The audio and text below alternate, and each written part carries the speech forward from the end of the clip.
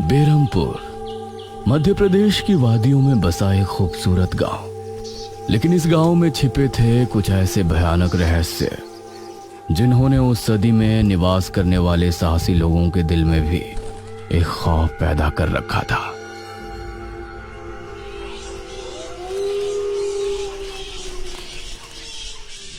आज तो बहुत दिनों के बाद मित्रों से मिलना हो रहा है, बहुत आनंद आएगा। अरे मदन, कहाँ जा रहा है इस समय? पिताजी, मेरे मित्रों से इतने दिनों बाद मिलना हो रहा है। वो सुबह होने पर वापस नगर चले जाएंगे। अरे तुझे पता नहीं क्या, आज शनिवार की रात है। आज के दिन निशिर मोलो गांव में घूमते हैं। पिताजी, चाहे निशिर मोलो आए या नरकासुर, मुझे आज मेरे मित्रों से मिलने से कोई नहीं रोक सकता। ठीक है, लेकिन ध्यान रहे, जैसे ही तुमको उनके कदमों की आहट सुनाई दे और उनका वो मंत्र जिसको वो दोहराते हुए आगे बढ़ते हैं, तो उन्हें बिना देखे किसी ऐसी जगह छिप जाना जहां से ना वो तुमको देख सके ना तुम उनको। और जब तक उनकी आवाज आना बंद ना हो जाए, उनके सामने नहीं आना। वो 4 भयानक आदमी होते हैं जो अपने कंधों पर एक ताबूत को उठाए होते हैं, और अगर कोई उन्हें देख ले तो वो जिंदा नहीं बचता। मुझे पता है पिताजी, अब मैं चलता हूँ। यह कहकर मदन घर से निकल गया, लेकिन उसके पिता के चेहरे पर उसकी फिक्र साफ नजर आ रही थी। निशिर मोलो आ जाएंगे और साथ ले जाएंगे। ऐसा लगता है कि हमारे गांव के लोग अभी भी दूसरी सदी में जी रहे हैं। वो तेज तेज कदमों के साथ आगे बढ़ रहा था। कुछ देर बाद उसे जंगल की तरफ एक पगडंडी वाला रास्ता नजर आया। यहां से जाऊंगा तो जल्दी पहुंच जाऊंगा, यहीं से आगे बढ़ता हूं। बिना ज्यादा सोचे वो जंगल के अंदर बने उस पगडंडी वाले रास्ते पर आगे बढ़ गया।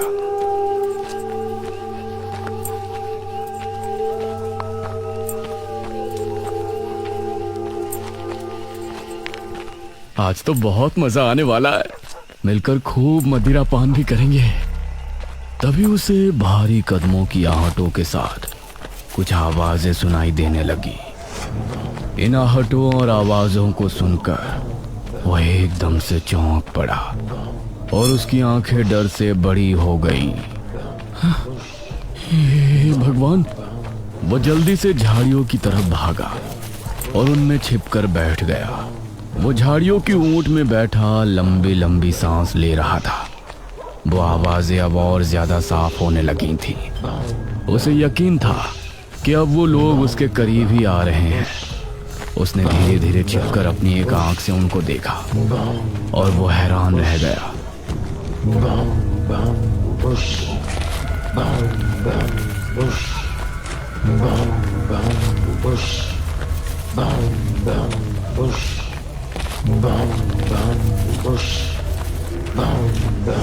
हे भगवान, मैंने इन्हें देख लिया। हाँ। मदन पूरी तरह से झाड़ियों में छिप गया और कुछ देर अपनी सांस तक रोके वहां छिपा रहा। फिर उसने धीरे से झांक कर देखा तो अब वो लोग कहीं नजर नहीं आ रहे थे।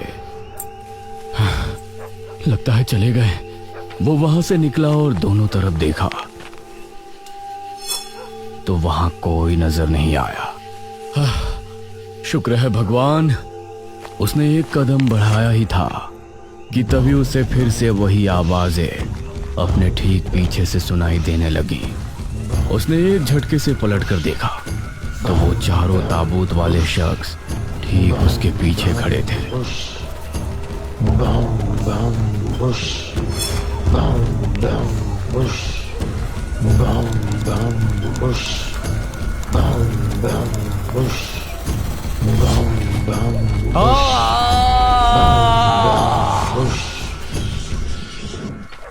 इस तरफ जब देर रात भी मदन वापस नहीं लौटा तो उसके पिता को उसकी चिंता होने लगी। उसने गांव के एक आदमी विपुल को साथ लिया और जंगल की तरफ रवाना हुआ।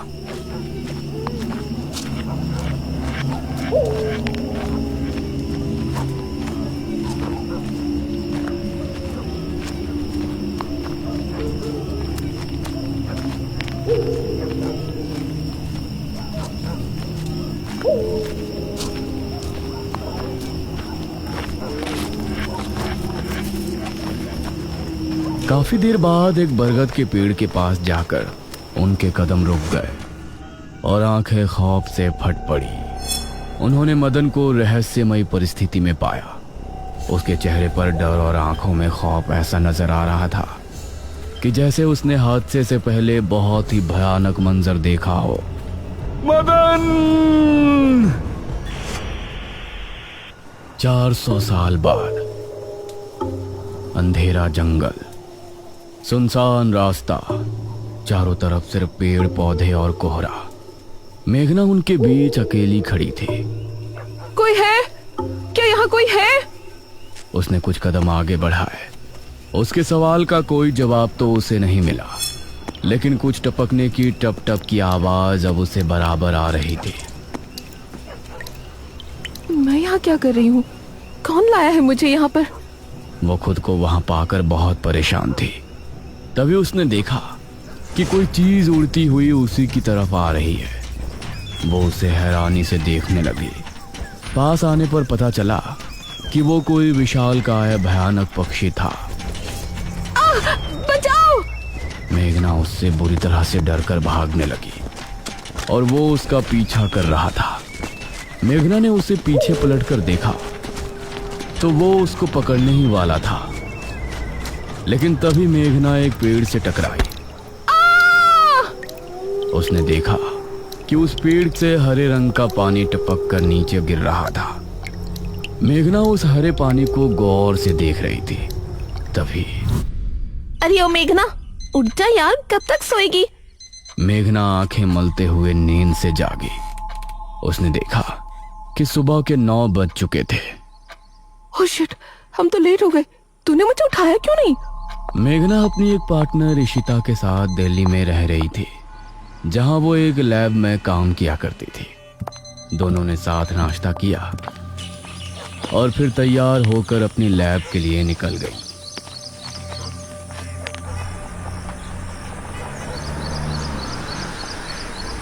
तेरा ऑमलेट खा खा कर मेरा पेट खराब हो चुका है। रोजाना कच्चा ही बनाकर दे देती है। शुक्र मना कि कच्चा भी खाने को मिल तो रहा है। तेरे भरोसे रहेंगे तो वो भी नहीं मिलने वाला। सोकर ही 9 बजे उठती है।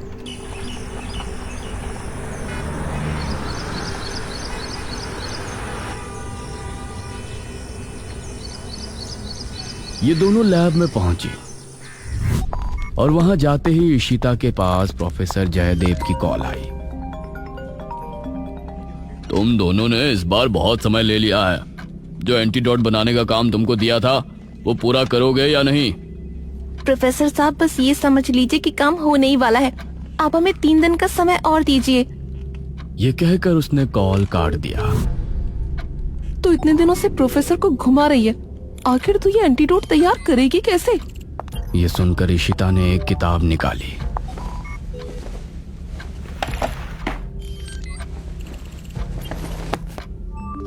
यार देख ये किताब, इसमें बहुत से ऐसे लिक्विड के बारे में लिखा है जिनकी कहानी पुरानी दंत कथाओं और लोक कथाओं से जुड़ी है। तो तू कहना क्या चाहती है? मुझे इस किताब में बहुत ही अनोखे लिक्विड के बारे में पता चला है, जिसे मृत्युंजय अमृत कहते हैं। हम उस लिक्विड का टेस्ट करेंगे और अगर वो हमारे काम का निकला तो उसे यूज भी कर सकते हैं। मृत्युंजय अमृत? देख, मैं तेरे साथ कहीं नहीं जाने वाली हूँ। ये सब बातें बकवास होती हैं। अरे देख तो सही, इस पेड़ से हर पूर्णमासी की रात ये हरा लिक्विड टपकता है।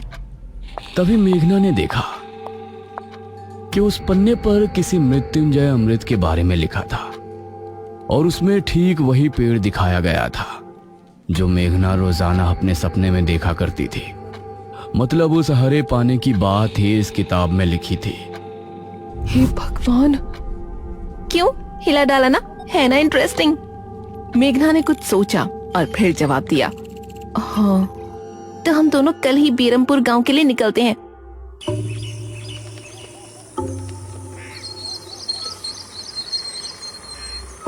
ये दोनों अगली सुबह ही बस से बेरमपुर के लिए निकल गई।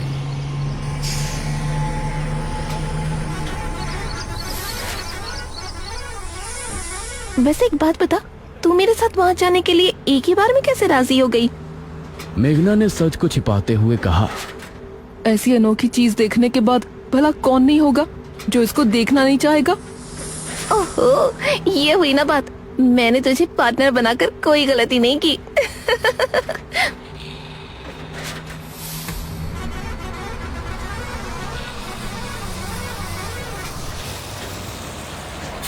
ये दोनों 5 घंटे के सफर के बाद एक जगह उतरी।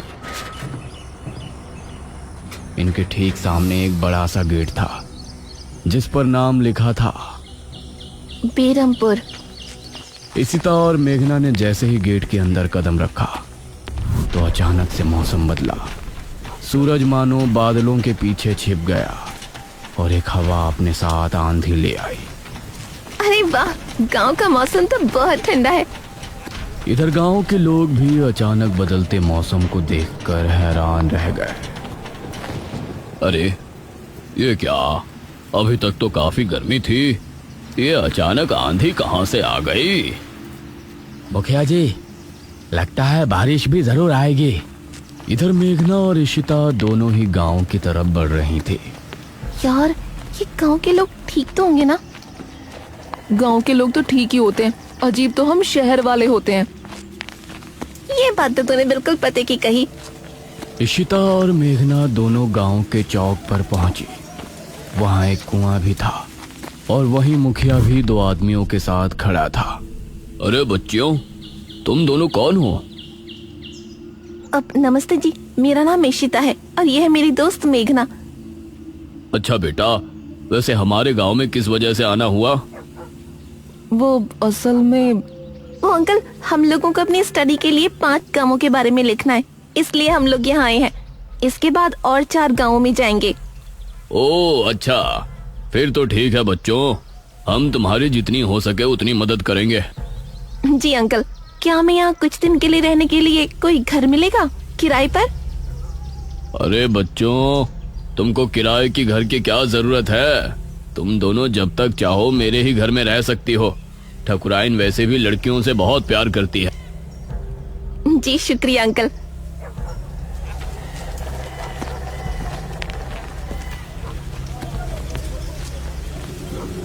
मुखिया इशिता और मेघना को अपने घर ले आया। तभी घर के मंदिर में जल रहा दीपक बुझ गया। अजी सुनती हो ठकुराइन? जी आई। ठकुराइन कमरे से बाहर आई। नमस्ते आंटी। नमस्ते बेटा। ओ जी, ये प्यारी प्यारी बच्चियां कौन है? ये दोनों शहर से अपनी पढ़ाई के सिलसिले में आई हैं। हमारे गांव के बारे में लिखना चाहती हैं। वो क्या होता है रे, वो रिसर्च करने आई हैं। तभी वहां पर एक और लड़का आया। क्या कहा? हमारे गांव पर रिसर्च? इशिता और मेघना ने उसे देखा। भला हमारे बेवकूफ गांव में आपको क्या मिल सकता है? ये सुनकर इशिता और मेघना हैरान रह गई। चुप करो अनुज, ऐसे कोई अपने गांव में बोलता है क्या? ये मेरा बेटा है अनुज। अनुज ने मेघा और इशिता की ओर देखा और उन्हें हाथ जोड़कर नमस्ते किया। नमस्ते बेटा अनुज, जरा इन दोनों को वो खाली कमरा दिखा दो जो तुम्हारे कमरे के बराबर में है। ठीक है पिताजी, आओ देवियों। देवियों? अनुज कॉरिडोर से होते हुए उनको कमरा दिखाने ले जाने लगा। इसी समय गांव के मंदिर में बैठा पुजारी भगवान की आरती कर रहा था। तभी अचानक से दिया बुझ गया। ये संकेत तो ठीक नजर नहीं आ रहे। हे प्रभु, रक्षा करना। वैसे आप लोगों को रिसर्च करने के लिए यही गांव मिला था? अरे हम लोगों को 5 गांवों के बारे में लिखना है, तो इसीलिए जो भी गांव पास दिखा चले आए। इसके बाद और किसी गांव में जाएंगे। अच्छा, वैसे यहाँ कुछ ऐसा है जो कि रहस्यमय या ऐतिहासिक हो? हाँ है ना, एक राजमहल। राजमहल यहाँ? हाँ, 400 साल पहले जो यहाँ के राजा हुआ करते थे, उनका महल। वैसे अनुज, क्या तुम हमें उस महल में लेकर चलोगे? हाँ, तुम लोग जाना चाहोगी तो जरूर। तो ठीक है, रात को जब सब सो जाएंगे तो हमें वहाँ ले चलना। यह सुनकर मेघना इशिता को हैरानी से देखने लगी। रात के समय तुम लोग मजाक तो नहीं कर रहे? नहीं, हम तो चलने को तैयार हैं। तुम्हें डर लग रहा है तो बताओ। मेरा गांव है ये, मुझे क्यों डर लगेगा? ठीक है, ले चलूंगा, लेकिन पिताजी को और माँ को पता नहीं चलना चाहिए। ग्रेट। तो बताओ किस टाइम आ रहे हो?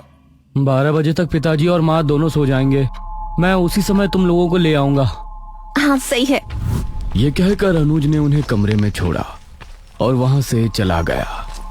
ये क्या? हम तो उस मृत्युंजय अमृत के बारे में पता करने आए थे ना। अब हम ये राजमहल क्यों जा रहे हैं? अरे उसको सीधा पूछते तो उसे शक हो जाता ना। आज हम राजमहल चलते हैं और फिर कल उसे जंगल जाने को कहेंगे और वहाँ जाकर बातों ही बातों में उसे मृत्युंजय अमृत के बारे में पूछेंगे। ये सही है। इस तरफ गांव के लोग मौसम के बदलती ठंड से बहुत हैरान थे। पुजारी बार बार आसमान की तरफ देख रहा था, जहां उसे काला अंधेरा इधर उधर घूमता हुआ नजर आ रहा था। करीब 12 बजे जब मुखिया और उसकी पत्नी गहरी नींद में थे तो अनुज कमरे से निकला। अरे लगता है आ गया। इशिता ने उठकर दरवाजा खोला। हाय अनुज। तुम लोग तैयार हो? हाँ चलो, हम तो रेडी हैं। तो चलो। अनुज इनको लेकर घर से निकला और इन्होंने 2 गलियां पार कर ली थी। उफ, तुम्हारे गांव में हवा इतनी ज्यादा चलती है क्या? रोज तो नहीं चलती, लेकिन शहर की 2 लड़कियों के साथ लगता है उनके शहर का प्रदूषण भी आंधी के रूप में साथ आ गया। कुछ देर चलने के बाद ये तीनों एक बड़े से राजमहल के सामने खड़े थे, जिसे देखकर मेघना को कुछ याद आने लगा। ऐसा लगता है कि इस राजमहल को मैंने पहले कहीं देखा है। ये है राजमहल राजा सूरजभान का। वाकई में काफी आलीशान है। यह कहते हुए इशिता ने अपने कैमरे में उसकी एक फोटो ली। हमें खिड़की से अंदर जाना पड़ेगा, इसका दरवाजा सालों से जाम है। ये तीनों एक खिड़की के रास्ते राजमहल में पहुंचे और वहां की हर एक चीज मेघना को जानी पहचानी लग रही थी। इस तरफ गांव में आंधी का बहाव बढ़ने लगा था। सभी अपने अपने घरों में आराम से सो रहे थे।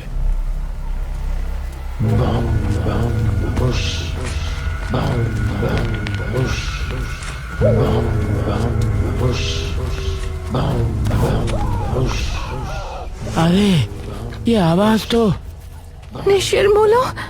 गांव के सभी लोगों के दिलों में खौफ उतर आया। उसी समय मुखिया के कमरे में गांव का पुजारी हड़बड़ाता हुआ पहुंचा। मुखिया जी उठिए। मुखिया चौंकता हुआ नींद से जागा। क्या हुआ पुजारी जी, इतनी रात में आप? गांव में निशीर मोलो की आवाज गूंज रही है, सब बहुत डरे हुए हैं। पुजारी जी, ये कैसे हो सकता है? निशीर मोलो यहाँ कैसे आ सकते हैं? वो तो कई सालों पहले सो गए थे। जरूर कुछ ऐसा हुआ है जिससे वो जाग उठे थे। हमारा मन बहुत विचलित हो रहा है। गांव के सभी लोग अपने अपने घरों में जाग चुके थे और डरे बैठे थे। यह आवाज सभी के दिलों में खौफ पैदा कर रही थी। मेघना, इशिता और अनुज तीनों इस बात से बेखबर राजमहल में घूम रहे थे। ये कैसी आवाज है? हाँ, मैंने भी सुनी। ऐसा लग रहा था कि कोई सिपाही भारी जूतों के साथ गलियारे में चहलकदमी कर रहा है, लेकिन दूर दूर तक कोई नजर नहीं आ रहा था। उसी समय गांव के 2 आदमी संपत और कप्ता जंगल की सरहद पर बैठे हुए जुआ खेल रहे थे। अरे संपत यार, चल घर चलते हैं, अब बहुत समय हो गया। ओहो, अब तू हार रहा है तो घर चलते हैं। अरे चुपचाप पूरी बाजी खेल, इससे पहले तो मैं तुझे जाने नहीं दूंगा। हाँ। यह सुनकर कप्ता फिर से उसके साथ पत्ते बांटने लगा। उन दोनों को यह आवाज सुनाई दी। तेज आंधी की हवाओं में उनकी आंखें बहुत मुश्किल से खुल रही थी। उन दोनों ने देखा कि सामने से 4 आदमी अपने कंधों पर एक ताबूत उठाए मंत्र पढ़ते हुए चले आ रहे हैं। संपत और कप्ता इससे पहले कुछ करते, वो चारों आकर उनके सामने रुक गए। हवा का रुख थोड़ा कम हुआ। वो चारों अपनी लाल चमकती आंखों से संपत और कप्ता को घूर रहे थे। इधर इशिता, मेघना और अनुज को एक दरवाजा खुलने की तेज आवाज सुनाई दी और वो चौंक पड़े। न जाने उस दरवाजे से कौन निकला, जिसको देखकर ये तीनों चौंक पड़े। वहीं संपत और कप्ता के सामने खड़े वो चारों शख्स जो कि निशूर मोलो थे। उनके कंधों पर रखा ताबूत खुल गया और उसके खुलते ही संपत और कप्ता की चीख पूरे गांव के लोगों ने सुनी, जिसे सुनकर सभी गांव के लोग डर गए। ये किसकी चीख थी जी? निशिर मोलो, ये चीख किसी अनहोनी की संकेत थी। निशिर मोलो आखिर कौन है? क्या है मृत्युंजय अमृत? और क्या संबंध है मेघना का इन सब से? इन सभी सवालों के जवाब जानने के लिए हमारे साथ जुड़े रहिए इस कहानी के अगले भाग में भी।